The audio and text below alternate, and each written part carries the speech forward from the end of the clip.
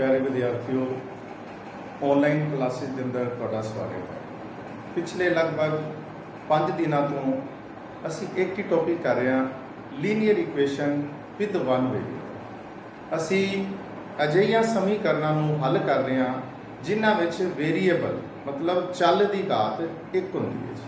जिवें चल मतलब एक्स वाई जैड या कोई भी इंग्लिश का एल्फाबैट आ सकता है। तो यह इक्वेशन को सोल्व करते असी हुण तक अलग अलग मैथड किए ने। वो वाली इक्वेशन भी असी सोल्व कीतियां ने जिन्हां विच बटा हैगा सी। वो वाली भी इक्वेशन असी सोल्व कीतियां ने जिन्हां दे विच ब्रैकटां लगियां होईयां सी। तो सिंपल इक्वेशनां भी असी सोल्व कीतियां ने। तो अज साडा कोई ही टॉपिक कंटिन्यू होने लग्या है। Linear equation with one variable असी सोल्व करना है, लेकिन हुण असी सिंपल टू कंपलैक्स फॉर्म में आ चुके। थोड़े जे क्वेश्चनों का स्टैंडर्ड उत्ते हो चुका है। तो हुण साडे कोल जिहड़ा अज दा मैथड है उहदे क्रॉस मल्टीप्लाई करके लीनियर इक्वेशन को किवें सोल्व करना। फ्रैक्शन हैगी है, बटा हैगा, लेकिन असी बटे नूं एलसीएम लैके फ्रैक्शन रिमूव नहीं करांगे। असी हुण दूसरा एक नवा मैथड लगावांगे, क्रॉस मल्टीप्लाई, क्योंकि मैथड असी तुहानूं सारे ही कराने ने। भले ये भी क्वेश्चन जिहड़े ने वो एलसीएम के नाल सोल्व हो सकते हैं, लेकिन मैं मैथड तुहानूं सारे करावांगा। तो क्रॉस मल्टीप्लाई करके लीनियर इक्वेशन को किवें सोल्व करना है। तो अपने को एक्सरसाइज हैगी है 2.6। कल आपां कीता सी 2.5, अज दी एक्सरसाइज है 2.6। First 9x upon 7 minus 6x is equal to 50। उस तरह ही साडे कोल फ्रैक्शन हैगी, फ्रैक्शन बना लो, दूसरी साइड पे डिवाइडेड बाय 1 कर लो। अपने को 15 सी, इधर फ्रैक्शन सी, अंश बटा हर, इधर साडे कोल अंश बटा हर फॉर्म नहीं हैगी सी, न्यूमरेटर अपॉन डिनोमिनेटर नहीं सी। मैं डिवाइडेड बाय 1 करता, बटा 1 करता, साडे कोल फ्रैक्शन बन गई। Same method cross multiply. S 9x दी 1 दे नाल गुना इज इक्वल हुण एन दी 15 दे नाल गुना करन लग्या। हुण इत्थे ध्यान रखना है, क्योंकि इत्थे साडे कोल दो पद हैगे ने, दो टर्मां ने डिनोमिनेटर दे अंदर, हर दे अंदर दो टर्मां ने। जदों दो टर्मां ब्रैकेट जरूर लगानी है। मैं इत्थे ब्रैकेट नहीं लगाई सी क्योंकि सिंगल टर्म सी, इत्थे भी सिंगल टर्म सी, सीधा मल्टीप्लाई करता। यह सिंगल टर्म पहले लिख दो, जिहड़ी डबल वाली टर्म है उहदे ते ब्रैकेट लगा। कोशिश करो सिंगल टर्म पहले लिख दो, डबल वाली टर्म या जिहदे च ब्रैकेट लगानी है उहनूं तुसीं बाद विच। कोई फर्क नहीं पैंदा। जिवें असीं कहने 2 into 3 कर दो या 3 into 2 कर दो, आंसर सेम ही रहेगा। इत्थे भी 6 आएगा, आंसर इत्थे भी 6 आएगा। आ मल्टीप्लिकेशन है, इहनूं पहले लिख दो, उहनूं बाद लिख दो, आंसर तक कोई फर्क नहीं पेगा, लेकिन इहदे नाल थोड़ा तुहानूं ईजी हो जाएगा। सिंपल सोल्व करो, 9x into 1 x ना 1 ना जिन्हें मर्जी गुना करो, नंबर सेम ही रहेगा, 9x आ जाएगा। 15 दी n दे नाल गुना कल आपां कर चुके हैं।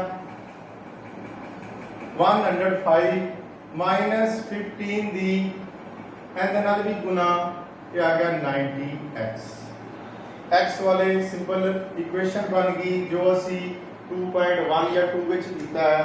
एनू इधर शिफ्ट कर दो, 9x माइनस प्लस हो जाएगा, sorry 90x is equal to 105। x common लो, 9 plus 90 is equal to 105। 99 plus sorry इत्थे 90 सी, तो जेगा 99 इज इक्वल टू 105। x 105 99 इधर मल्टीप्लाई हो जासी, उधर डिवाइड हो जाएगा। ये 3 के टेबल पे जाएंगे, 3 3 3 दिया 9 3 5 15। तो x आ गया 35 upon 33 which is the solution of the given equation, जो कि दित्ती समीकरण का हल है। तीसरा क्वेश्चन,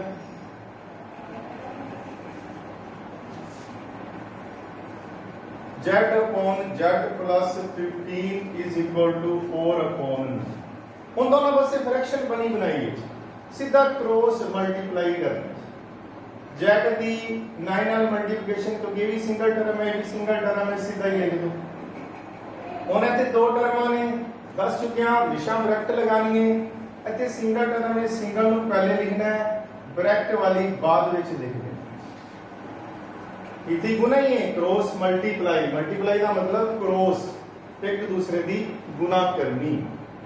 z into 9 9z, 4 दी z नाल मल्टीप्लिकेशन 4z, 4 दी 15 नाल प्लस 60, z अंदर ले आओ, ये वाला क्वेश्चन पुरानी एक्सरसाइज तरह रिपीट हो गया। z अंदर ले आओ माइनस 4z 60, z कॉमन लो, 9 माइनस 4 इक्वल टू 60, 9 माइनस 4 5 आ जाएगा equal to 60, z is equal to 60 upon 5, उधर जाके डिवाइड हो जाएगा, क्या आ जाएगा जी 12 5 60, z is equal to 12।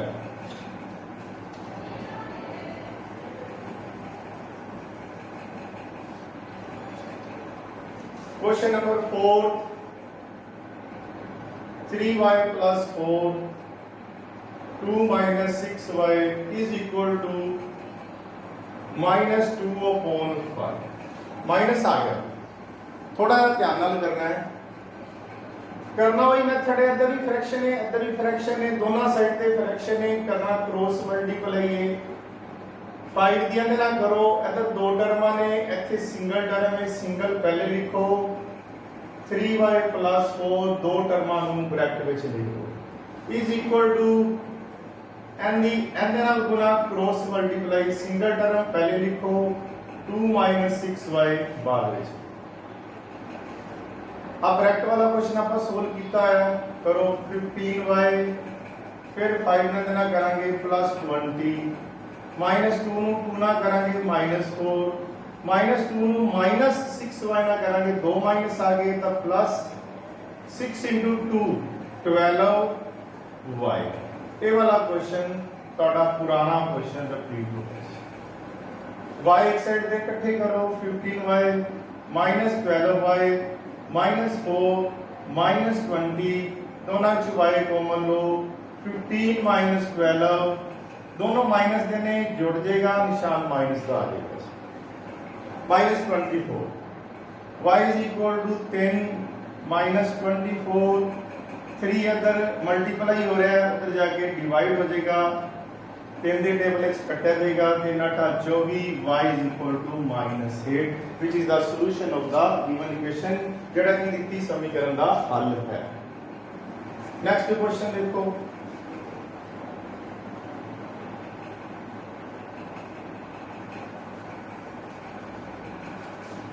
Question number 5,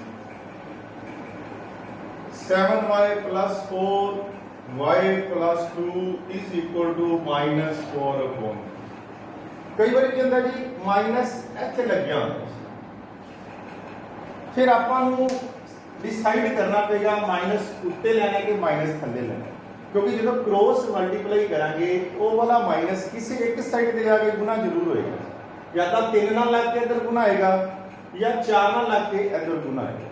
तो जे सेंटर ਵਿੱਚ ਦਿੱਤਾ ਹੈ ਤਾਂ ਕਨਫਿਊਜ਼ ਨਹੀਂ ਹੋਣਾ ਵੀ ਮਾਈਨਸ ਨੂੰ कहते ਛੱਡ ਦੋ ਬਾਕੀ ਉਧਰ ਲੈ ਕੇ, ਤਾਂ ਮਾਈਨਸ ਕਿਸੇ ਇੱਕ ਨਾਲ ਲਗਾ ਦੋ, लो जी माइनस है ना लगाता। ओवे इधर ही फ्रैक्शन इधर दो टर्म ने, ਇੱਥੇ ਵੀ दो टर्म ने, ओवे क्रॉस मल्टीप्लाई करो, सिंगल टर्म पहले रख लो, दो टर्मां ਨੂੰ ਬ੍ਰੈਕਟ ਵਿੱਚ ਪਾ ਕੇ ਬਾਹਰ ਲਿਖ ਦੋ, सिंगल टर्म पहले, दो टर्मां ਨੂੰ ਬ੍ਰੈਕਟ ਵਿੱਚ ਪਾ ਕੇ ਬਾਹਰ ਲਿਖ। ओवे 3 ਦੇ ਨਾਲ ਵੀ ਗੁਣਾ, ਇਹਦੇ ਨਾਲ ਵੀ ਗੁਣਾ, 21y plus 12, 4 ਦੀ ਇਹਦੇ ਨਾਲ ਵੀ ਗੁਣਾ, 4 ਦੀ ਇਹਦੇ ਨਾਲ ਵੀ ਗੁਣਾ, minus 4y minus 8। ਪੁਰਾਣਾ क्वेश्चन बन गया जिवें ਆਪਾਂ ਕੱਲ ਜਾਂ ਪਰਸੋਂ ਕੀਤੇ ਸੀ। y मतलब वेरिएबल एक साइड ਤੇ ट्रांसपोज करो, 4y कांस्टेंट दूसरी साइड ਤੇ ला जाओ, -8 पहले ही पिया, माइनस दा 12, y कॉमन लो, 21 plus 4 माइनस दा 20, दोनों माइनस देने ऐड हो जाएगा, साइन माइनस का रह जाएगा, 21 plus 4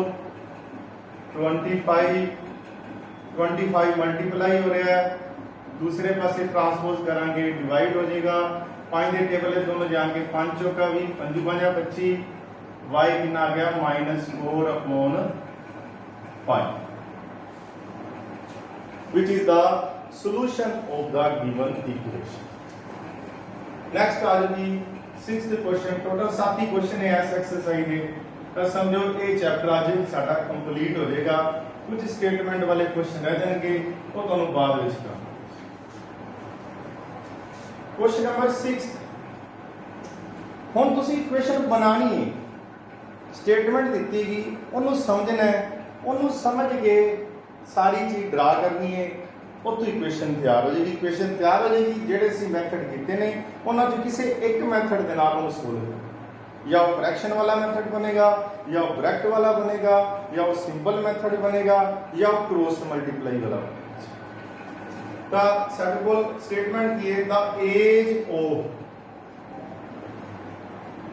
Harry and Hari are in the ratio 5:7. 4 years from now, the ratio of their age will be 3:4. Find the present age. Statement समझो, statement समझ गए, क्वेश्चन खत्म। सिंपल क्वेश्चन कन्वर्ट हो जाएगा, सिंपल एक लीनियर इक्वेशन बनेगी, बस उन्हें सोल्व करना है। जो भी तुसी मैथड कीते ने, तो उस मैथड नाल सोल्व करके तुसी वेरिएबल की वैल्यू निकालनी है। वेरिएबल मतलब उहदे विच हरी दी एज आ जाएगी ते हैरी दी एज आ जाएगी। हैरी सॉरी एते Harry age. Let the age of, let का मतलब होता है मान लो, एक नाम है हरी, दूसरा नाम है हैरी, सेम नाम ने, मिलते जुलते नाम ने। Let the age of Harry, Hari is equal to, उन्होंने कहा आर इन द रेशो 5:7, तो एक दी मान लो 5x, let the age of Hari is equal to 7x। जदों भी इस तरह का क्वेश्चन आ जाए रेशो वाला, तो असी दो नाम है ने, सानू नहीं पता इनकी एज कितनी, सानू नहीं पता एक्चुअल इनकी एज कितनी। आप ये नहीं लगता कि इनकी एज 5 साल है तो 7 साल है, ज़्यादा भी हो सकती है, लेकिन इन्ना पता दोनों का अनुपात, दोनों का जिहड़ा दोनों की रेशो है वो 5:7 हैगी है। तो मतलब ये नहीं एक दी 5 साल एक दी 7 साल है, इनकी मान लो 5x साल है, 5x ईयर, दूजे दी 7x ईयर। पंजाबी में लिखांगे, मान लो हरी दी उम्र बराबर 5x साल, हरी दी उम्र 5x साल, हरी दी उम्र 7x साल। अकॉर्डिंग टू क्वेश्चन, बड़ा सिंपल करा रहे हैं। क्वेश्चन की कह रहे थे, पंजाबी में लिखेंगे प्रश्नानुसार। प्रश्नानुसार प्रश्न की कह रहे, सारा कुछ प्रश्न है, उतों ही मैं कटांगा, उतों ही कट के मैं दी इक्वेशन बनावांगा। इक्वेशन बन गई, क्वेश्चन सोल्व। तो कहते 4 years from now, हुण तो 4 साल बाद, the ratio of their age will be ये शो कर रहा है हो जाएगी, अजे आने वाले टाइम की गल कर रहा है। will मतलब आने वाला टाइम। 4 साल बाद उन्हां दी रेशो कितनी हो जाएगी? 3:4, 3:4। हुण 4 साल बाद मेरी एज कितनी हो जाएगी? मतलब मेरी एज आज हैगी है 46 साल, 4 साल बाद कितनी होगी? नेचुरली 4 साल में जुड़ जाएंगे, 4 साल के पीछे जाने ने माइनस हो जाएंगे, पर क्योंकि आप विल भी दिता है अगे जाना है, तो क्वेश्चन की कह रहा है 4 साल बाद। लो जी, हरी दी एज 5x + 4 हो जाएगी, ते हैरी दी एज हो जाएगी 7x + 4। दोनों 4 साल बढ़ाने ने, और उदों इन्हां दा अनुपात की हो जाएगा 3:4। अनुपात में आप बड़े च भी लिख सकते हैं, ਤਾਂ ਇਹਨੂੰ ਅਨੁਪਾਤ ਵੀ ਲਿਖ ਸਕਦੇ ਹਾਂ, ਬਟਾ ਵੀ ਲਿਖ ਸਕਦੇ ਹਾਂ, ਉਵੇਂ 3:4 ਨੂੰ 3:4 ਵੀ ਲਿਖ ਸਕਦੇ ਹਾਂ, 3/4 ਵੀ ਲਿਖ ਸਕਦੇ ਹਾਂ। ਤਾਂ ਆਹ ਸਟੇਟਮੈਂਟ ਕਿਹਾ ਹੈ 4 ਸਾਲ ਬਾਅਦ ਇਹਨਾਂ ਦੋਨਾਂ ਦੀ ਰੇਸ਼ੋ 3:4 ਹੋ ਜਾਏਗੀ। 3:4 ਮਤਲਬ 3/4 ਹੋ ਜਾਏਗੀ। ਹੁਣ ਤੁਹਾਡਾ ਪੁਰਾਣਾ ਕੁਐਸਚਨ ਰਿਪੀਟ ਹੋ ਗਿਆ। क्रॉस मल्टीप्लाई करना है, बिल्कुल simple. 5x plus 4 single term पहले लिखनी है, सारा वही रिपीट कर रहे हैं जो पहले दसिया है।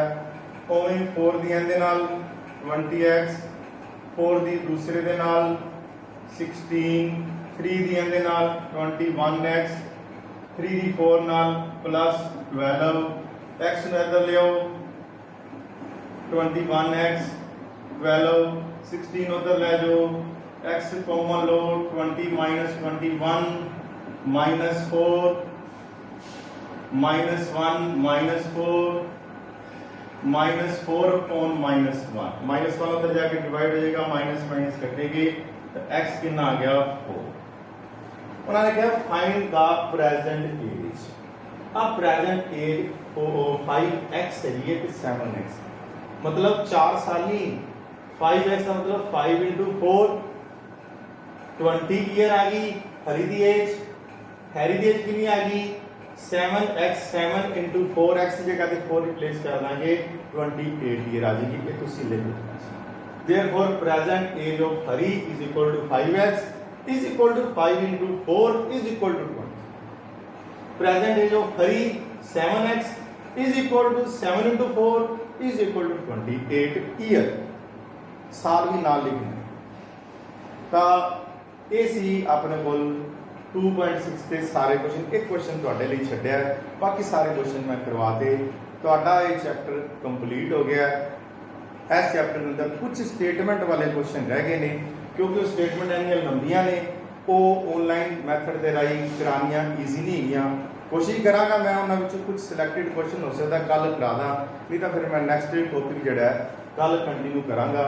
तो तुहाडी इन्हां क्वेश्चन दे विच कोई प्रॉब्लम होए मैं फिर रिपीट कर रहा, जिवें मैं रोज़ रिपीट करना, तुसीं मैनूं कॉन्टैक्ट करो जदों मर्जी करो डे टाइम के अंदर। ये नहीं हैगा भी तुसीं सिर्फ वर्किंग आवर दे विच, हुण कोई वर्किंग आवर नहीं है भी तुसीं जिवें स्कूल का टाइम है 9 to 3 या 8 to 2, ਜਦੋਂ ਮਰਜ਼ੀ ਤੁਸੀਂ ਕੰਟੈਕਟ ਕਰ ਸਕਦੇ ਜੋ। ਤੁਹਾਨੂੰ ਤੁਹਾਡੀ ਜਿਹੜੀ ਨਾ ਪ੍ਰੋਬਲਮ ਉਹ ਰਿਜ਼ੋਲਵ ਕਰ ਦਿੱਤੀ ਜਾਏਗੀ, ਉੱਥੇ ਫੋਨ ਤੇ ਹੀ ਮੈਂ ਸੋਲਵ ਕਰਦਾ। ਤਾਂ ਸਾਰਿਆਂ ਦਾ ਬਹੁਤ ਬਹੁਤ ਧੰਨਵਾਦ।